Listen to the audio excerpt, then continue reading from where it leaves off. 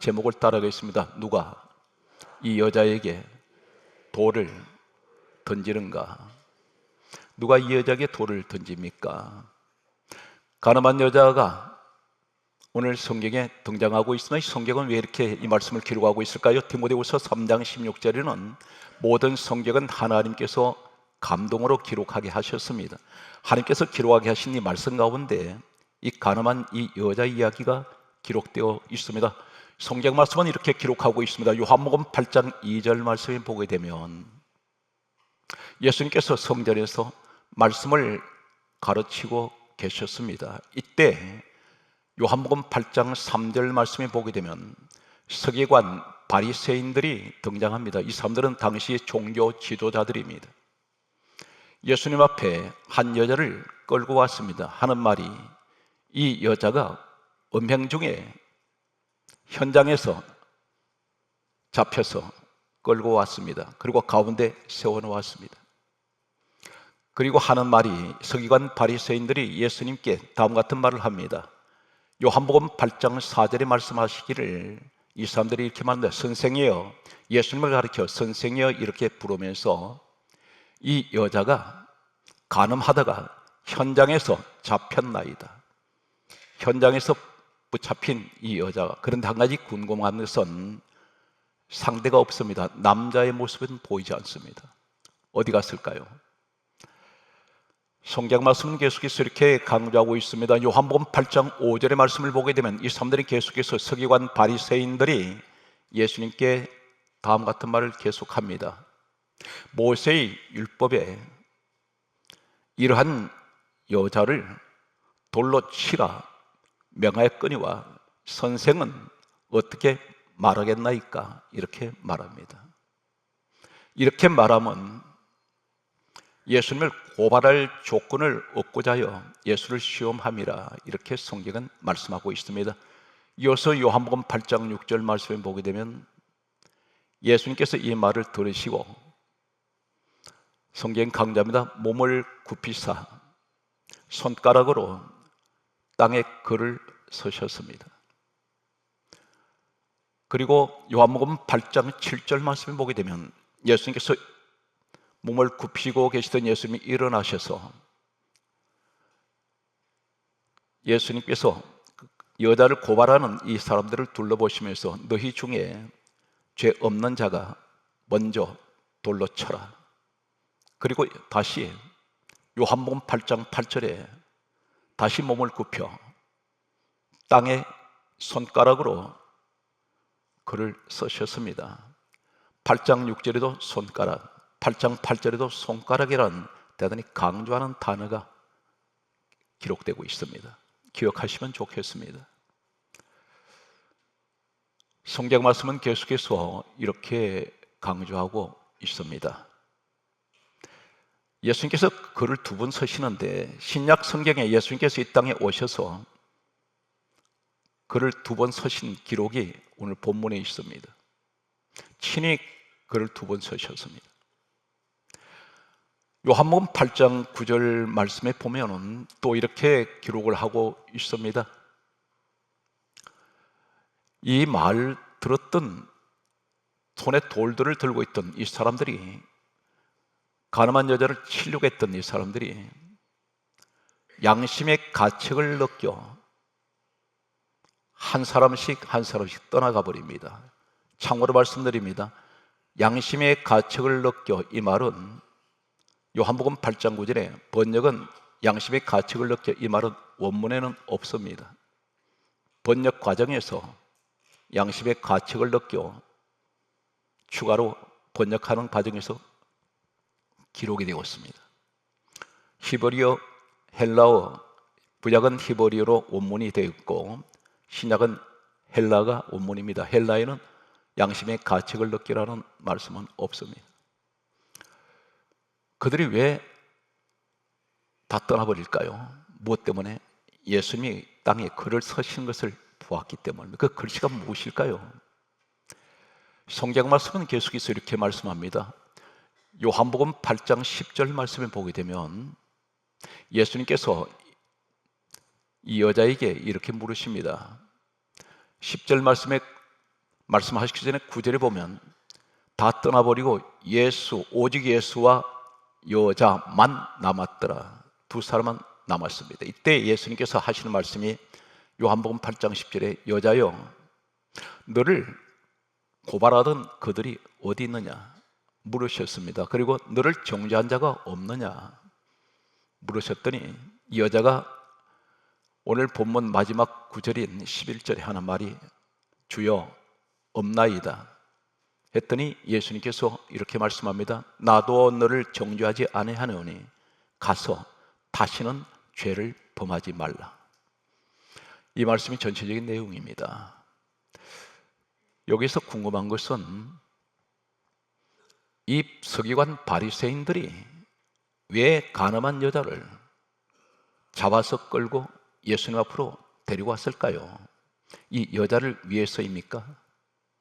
아닙니다. 서기관 바리새인들이 예수님을 죽이려고 모함하려고 고발할 조건을 찾기 위해서 계획적으로 이 가늠한 여자를 예수님 앞으로 잡아왔습니다. 그 근거는 요한복음 8장 5절에 보면 이렇게 말합니다. 모세의 율법에 이러한 여자를 돌로 치라 명하였거니와 선생께서는 어떻게 말하리이까? 이렇게 묻는 이유가 무엇이냐면 진퇴양난입니다. 살려주라 하면 또 시비 걸 것이고 죽이라면 또 시비 겁니다. 왜 그러냐면 선생께서는 다시 말해서 이 여자를 살려줘야 됩니까? 죽여야 합니까? 율법에는 죽이라 했는데 이 내용에서 대단히 지금 예수님은 어려운 그런 지금 순간이 바로 그 순간이었습니다. 그것은 어떤 것이냐면 살려주어라 하면 이 사람들 당장 하는 말이 왜 율법을 지키지 않습니까? 이렇게 시비하고 고발할 것입니다. 율법은 대단히 무서운 법입니다. 또 한 가지는 그러면 죽여라 그렇게 말하면 이 서기관 바리새인들이 예수님을 향해서 이렇게 공격할 것입니다. 당신은 평소에 죄인을 용서하고 사랑하라 했지 않습니까? 그런데 이 여자를 왜 용서하지 않습니까? 평소에 하던 말과는 모순이지 않습니까? 또 시비할 것입니다. 예수님께서 여기는 전혀 어떤 한마디도 말씀하지 않고 바로 그 소리 들었을 때 몸을 굽히사 손가락으로 땅에 걸서셨습니다. 이 글이 무슨 글일까요? 왜 서기관 바리새인들이 예수님을 그렇게 미워할까요? 왜 죽이려고 합니까? 왜 고발하려고 합니까?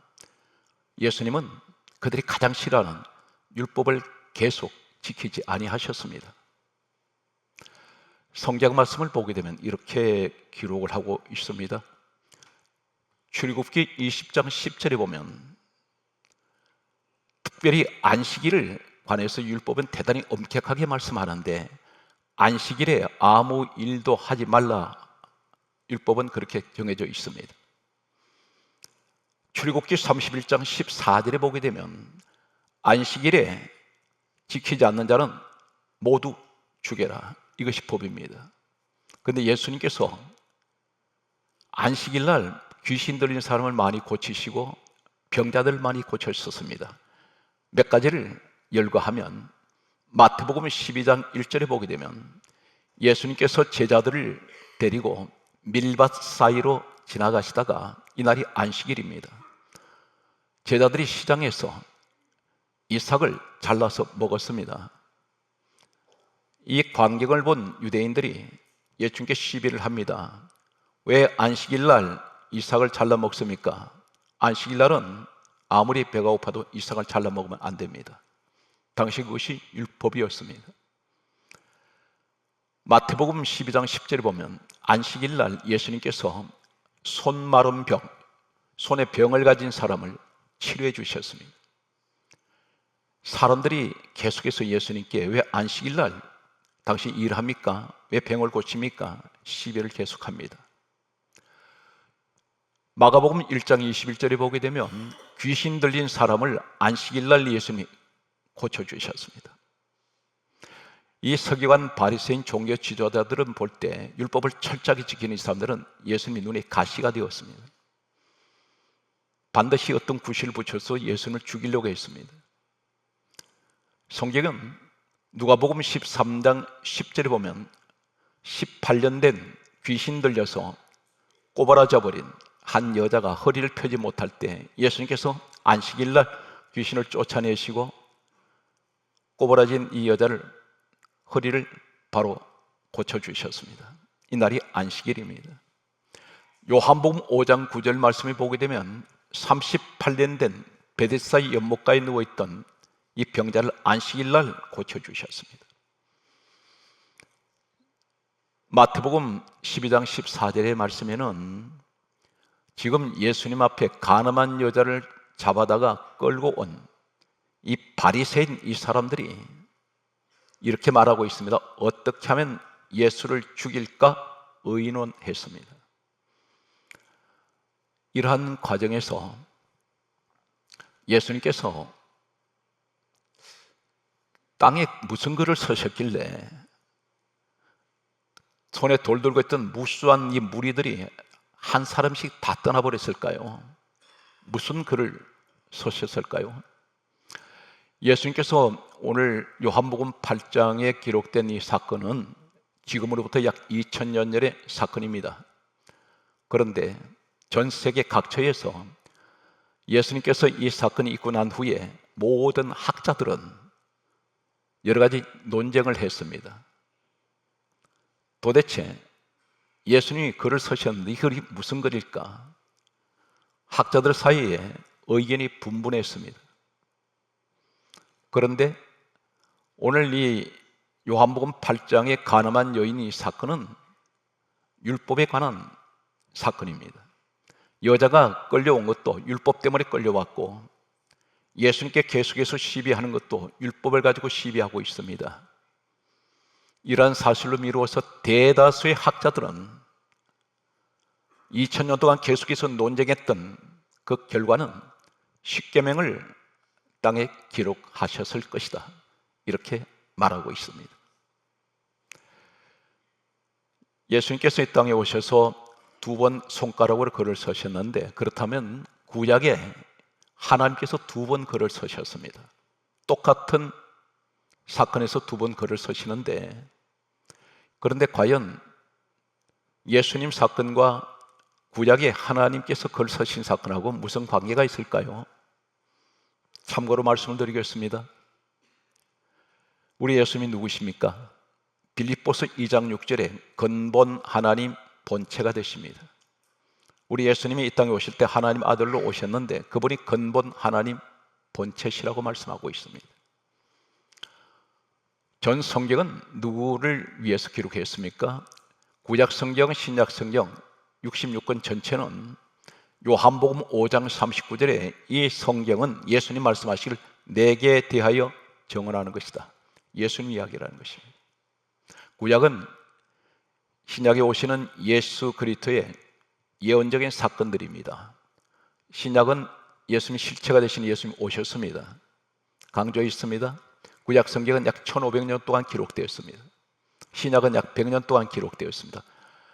최장기간 1600년 동안 성경 66권이 기록되었습니다. 그 내용이 전체가 쥐어짜면 예수밖에 없습니다. 전 성경은 예수 그리스도를 말씀하고 있습니다.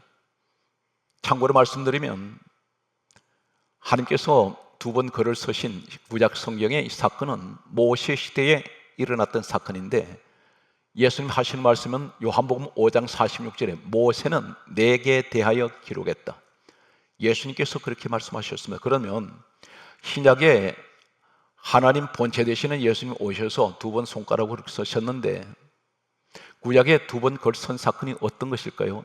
동일하게 예수님은 한 사건에서 이 간음한 여자 사건에서 두 번 글 서셨습니다. 구약에는 동일하게 한 사건에서 두 번 글 서십니다. 그것이 어떤 것이냐면 창세기 말씀을 지나 출애굽기 31장 18절에 보면 모세가 하나님께 십계명을 받을 때에 성경에 이렇게 강조합니다. 돌판에 친히 하나님께서 서셨더라, 이렇게 기록하고 있습니다. 이 친이란 말은 히브리어 원문을 한번 따라하시겠습니까? 에처바, 크게 하세요. 에처바. 이 에처바란 말이 손가락이란 뜻입니다.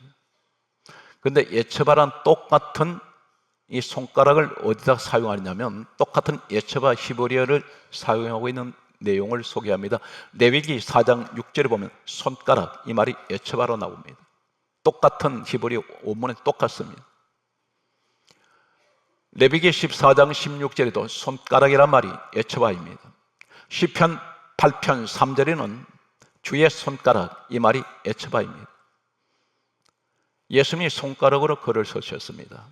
하나님께서 십계명 돌판에 글 서실 때 또 한 번은 언제 서셨습니까? 출애굽기 34장 28절에 첫 번째 십계명은 깨져 버렸습니다. 다시 돌판을 가지고 올라갔을 때 하나님이 서셨는데 두 번 글 서실 때 성경은 손가락으로 서셨다는 것입니다. 친히 에처바 하셨습니다.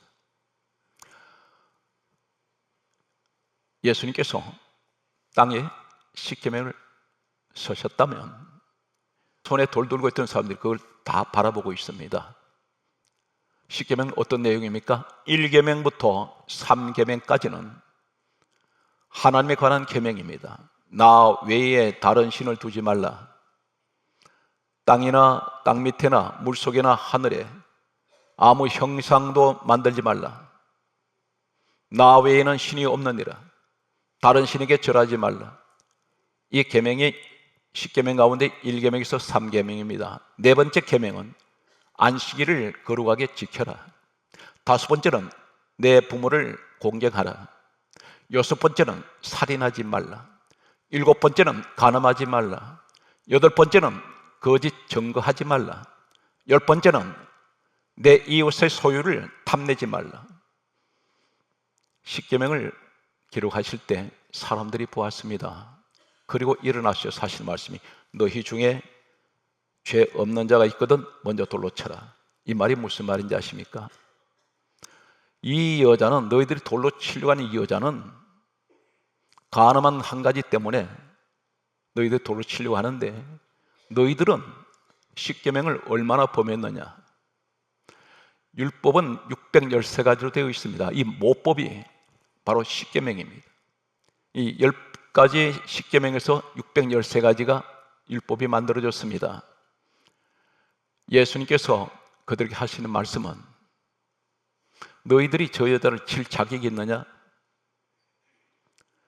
너가 손에 들고 있는 그 돌은 저 여자를 칠 것이 아니라 너가 너를 쳐야 돼. 자신 있거든 쳐봐라. 아무도 못 칩니다. 너가 비판한 그 사람을 비판하기 전에 그 비판을 너가 받아야 된다. 너는 저 사람보다도 엄청난 더 많은 죄를 지었지 않냐? 오늘 이 사실 앞에서 예수님께서 그 말씀하실 때 다 가버립니다. 다 떠나고 났을 때 예수님 물으셨습니다. 여자여, 너를 고발하던 그들이 어디 있느냐? 너를 정죄한 자가 없느냐? 했더니 없습니다. 예수님 말씀합니다. 나도 너 정죄하지 않는다. 단 가서 다시는 죄를 범하지 말아라. 한 가지 말씀의 결론이 오늘 제가 전하는 오늘 말씀, 이 말씀이 가장 오늘 말씀의 핵심이 되겠습니다. 이 돌 들고 있는 사람들 중에는 이 여자는 그 지역에서 평생을 살았던 여자입니다. 돌을 들어서 치려고 하는 사람들 무리 속에 이 여자가 아는 사람들이 있을 것입니다. 그 속에는 친구도 있을 것입니다. 어쩌면 친척도 섞여 있는지 모릅니다. 내 부모가 돌 던지는 그 무리 속에 있는지 모릅니다. 내 형제가 이 여자에게는 어쩌면 자식이 있었는지 모릅니다. 그런데 잠시 전까지 사랑했던 남자가 있었습니다. 어쩌면 이렇게 고백할 수 있습니다. 혹 지금까지 누군가를 사랑하실 때에 이런 고백하신 적 없습니까? 나는 당신 없으면 못 살아. 당신 위해서라면 내가 불 속이라도 들어갈 수 있어. 영원히 우리 함께 가자. 이렇게 사랑을 나눌 때 그런 고백을 하는 사람들이 있을 것입니다. 그런데 이 남자가 왜 없습니까? 이 여자가 죽음의 위기로 몰릴 때 도망가 버렸습니다. 이것이 모든 사람들에게 가지고 있는 인생의 모습이라는 것입니다.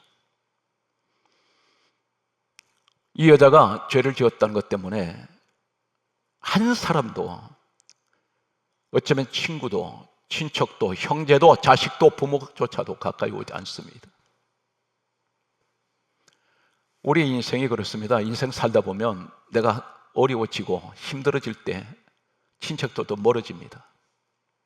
때로는 부모님도, 잘 사는 형제에게는 부모님이 더 연락도 할 수 있지만 내가 너무 힘들고 비참하게 살아갈 때 부모님조차 나를 가까이 하는 것을 꺼려할 때가 있다는 사실은 부인할 수가 없습니다.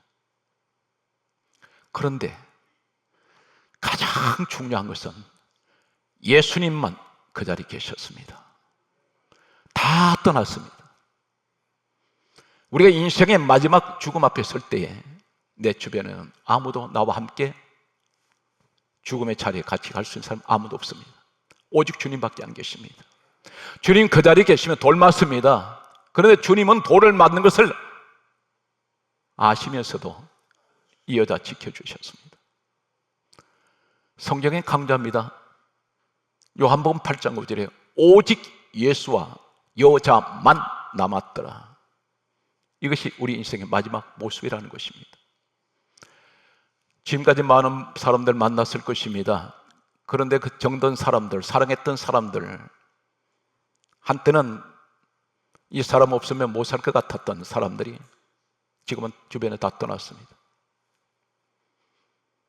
그런데 우리 주님은 끝까지 이 여자가 돌 맞는 그 자리에 주님은 변호해 주셨고 지켜주시고 보호하시고 함께해 주셨습니다. 예수님은 이 율법 때문에 고발당해서 십자가에 죽으셨습니다. 바로 이 여자의 간음 사건에도 율법에 의해서 예수님께서 이 여자를 살려준 것 때문에 십자가에 달리시게 됩니다. 나를 위해서 내 허물 덮어주기 위해서 죽을 사람이 과연 있습니까? 아무도 없습니다. 오직 예수님밖에 안 계십니다.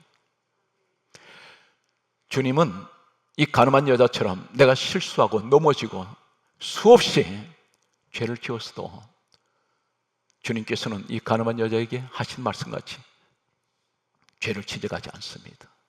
주님이 대신 그 죄를 끌어안으시고 고린도후서 5장 14절에서 15절에 나를 대신하여 죽으셨습니다. 예수님께서 십자가에 죽으신 것은 갈라디아 3장 13절은 다음과 같이 말씀합니다. 그리스도께서 우리를 위하여 율법의 저주에서, 율법 때문에 율법의 저주에서 죽으시고 우리를 속량하셨습니다. 속량이라는 말은 따라하시겠습니다. 죄의 값을 치르셨습니다. 그 죄가 누구 죄입니까? 나와 여러분의 죄입니다. 우리 주님은 고린도서 5장 21절에 죄를 알지 못하시는 분이라 있습니다. 죄가 무엇인지 모릅니다. 백옥같이 마치 눈부시도록 하얀 그런 모습이신 우리 주님께서 우리 때문에 온갖 먹물 같은 더러운 죄를 다 뒤집어 써버렸습니다. 한 가지 기억하십니까? 예수님 공생의 사역 가운데 첫 시작이 요단강에서 물로 세례받는 사건입니다. 이 자리에 왜 예수님께서 요단강 물 속에 세례를 받으셔야 합니까? 여기서 놀라운 진리 하나는 예수님께서 세례 요한에게 요단강에서 세례 받으시기 전에 이 요단강에는 수많은 사람들이 사방에서 가장 낮은 신분의 사람들부터 시작해서 왕까지 내려와서 요단강에서 세례를 받으셨습니다. 이 세례받은 이 사건은, 세례는 죄가 씻겨지는 회개 자리입니다. 요한의 세례는 회개의 세례라 있습니다. 세례를 받을 때에 이 요단강 물속에 완전히 잠겨야 됩니다. 물방울을 가지고 머리에 찍는 것이 아니라 완전한 침례를 할 때 머리까지 온몸이 물속에 잠길 때에 이 물속에는 수많은 사람들의 죄가 그곳에 수장되어 있습니다. 온갖 더러운 죄가 다 수장되었습니다. 이곳에 예수님께서 완전히 잠기십니다. 잠기실 때 죄를 알지 못하신 그분에게 온갖 더러운 죄가 물속에 수장되어 있어 다 달라붙습니다. 그리고 나오실 때에 세례 요한이 이렇게 말합니다. 보라, 세상 죄를 지고 가는 하나님의 어린 양이로다. 온갖 죄를 다 짊어지시고 그 죄 가운데 내 죄가 있습니다. 예수님 짊어지셨습니다. 오늘 가늠한 이 여자의 죄는 예수님이 대신 짊어지시고 십자가 길을 걸어가시게 됩니다. 사랑하는 성도 여러분, 이제 우리는 새 시대를 또 바라봅니다. 상처 주지 마십시오. 실수를 할 수 있습니다. 그러나 반드시 하나님은, 특별히 우리 예수님은 그 사람 포기하지 않습니다. 전부가 돌들고 있어도 예수님께서는 유일하게 우리 주님만 이 여자를 보호해 주셨습니다. 오늘 그 주인공이 여러분이 되시기를 예수 이름으로 축복합니다. 이 세상 모든 사람은 나를 버려도 예수님만은, 오직 예수님은 나를 버리지 않습니다. 나를 결코 포기하지 않습니다.